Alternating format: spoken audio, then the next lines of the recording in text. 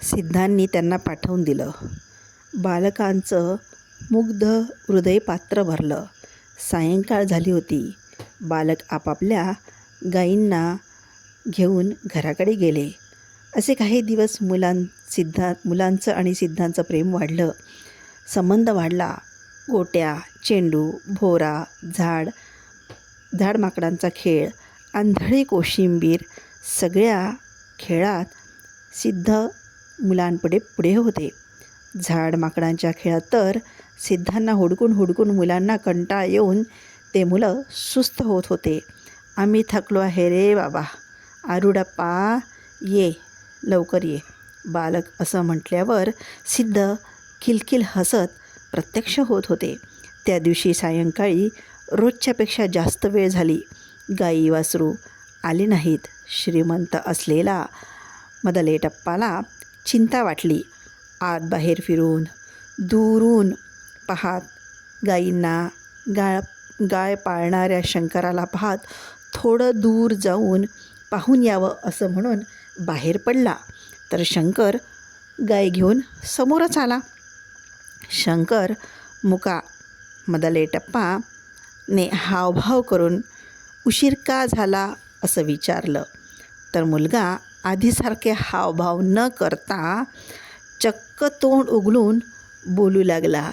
धनी, तिथे वनात एक आरुडप्पा आला आहे. माझ्या कानात ओम नमः शिवाय म्हणाला आणि मला बोलता आलं. बालकाने तोत्र न बोलता सांगितलं. आता मदलेटप्पा आश्चर्याने तोंड उघडं करून उभा होता. जन्मापासून मुका असलेला बोलला.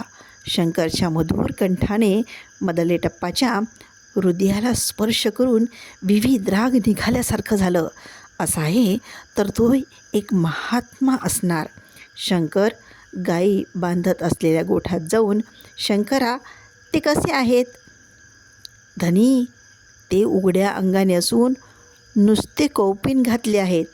मग त्यांना पाहत बसलं तर सगळं विसरून जातो. आम्ही दिलेली शिजोरी खातो, नाही तर उपाशी राहतो. तिथेच वनात झोपतो. दिलं तर जेवतो, नाही तर उपाशी राहतो. दिलं तर जेवतो, नाही तर उपाशी राहतो.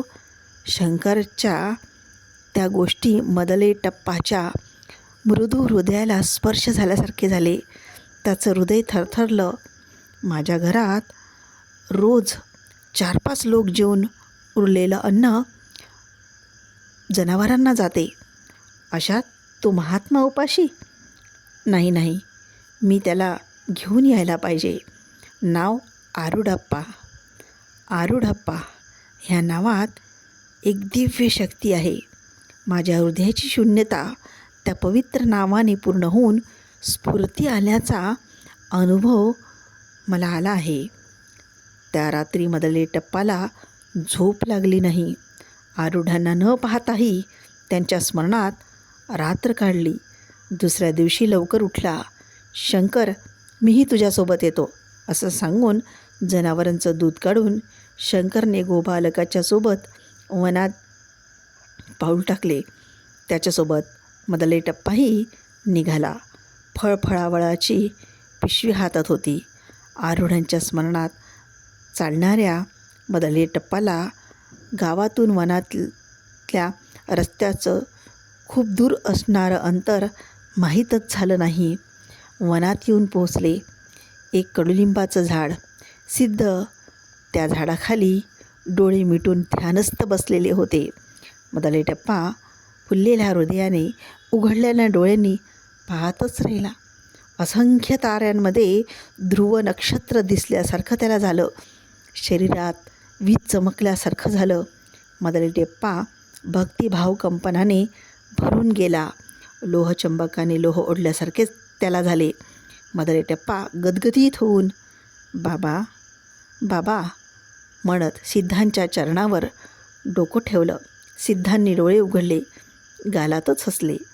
त्या हसण्यामध्ये अनंत भरवसा तरंग होऊन ते मन व्यापून गेल्यासारखा अनुभव आला.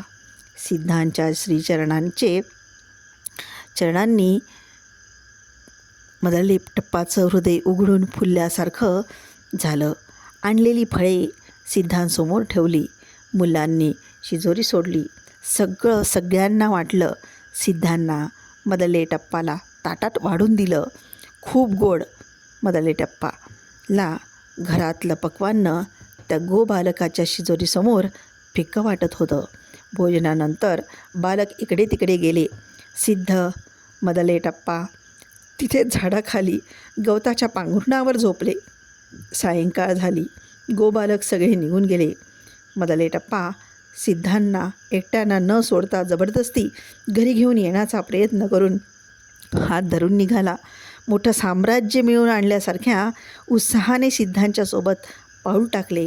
घरात घेऊन येऊन स्वतः स्नान घालून रुद्राक्ष काठाचा पंचा घालून उपर्ण अंगावर टाकून बायकोने भक्तीने केलेला स्वयंपाक वाढून जेवण घालून सिद्धांना तृप्त केलं. एकांताच्या कोपऱ्यात पलंगावर मृदू बिछाना तयार करून सिद्धांना झोपवून दार थोडं पुढे करून बाहेर येऊन नित्यव्यवहार करून मित्रांना, गावातील वृद्धांना ही गोष्ट सांगायला बाहेर गेला. वापस येऊन पाहतो तर सिद्ध न सांगताच उठून निघून गेले होते. पोपट पंख पसरून पिंजऱ्यातून उडून गेला होता. मृदुशय्या, पक्वान्न, उपचार, नमस्कार हे सर्व सिद्धांना नको होते. स्वच्छंद साम्राज्याचं राज्य अरण्य प्रिय झालं होतं. सिद्ध पुन्हा जिथे होते तिथेच गेले. हे सगळे सुख त्याग करून तृणासमान समजून अरण्यात जाणारा आढळांचा महिमा लोकांनी जाणला. खरंच ते महात्मा अशी चर्चा केली. अरण्यात असलेल्या आरूढांना लोकांचा परिचय करून देऊन लोकांचं जीवन चांगलं व्हावं ह्याचं श्रेय मदलेटप्पाला येतं. अंधाराच्या अरण्यात राहिलेल्या त्यांना सिद्धांचा चरणदर्शनाचा लाभ करून प्रकाशाच्या गावात घेऊन जाणारा मदलेटप्पाच. पुन्हा सिद्ध तोरवीच्या शेतात परत आले. गाई चरवणारे निर्मळ बालक मुग्ध मनाच्या मुलांच्या राहण्याने सिद्ध एकाग्रतेच्या अग्रभागावर जाऊन सुखी होत होते. त्या बालकांनी प्रेमाने दिलेला शिदोरीचा घास अमृतामध्ये बुडवून खाल्ल्यासारखी तृप्ती, निश्चिंततेचं दृश्य त्यांच्या मुखावर येत होतं. सिद्ध आल्याची वार्ता हुबळीच्या गुरुलिंग शास्त्रीच्या कानावर पडली. साधू संत म्हणजे घर आणि मठ विसरून जाणारे आपल्या परिवारासोबत सिद्धांकडे आले. दूरवरून सिद्ध असल्याची बातमी समजतात समाधानाचा श्वास टाकत लवकर चालत सिद्धांजवळ आले. फळफळावर नारळ, कापुराची राशी पडली होती.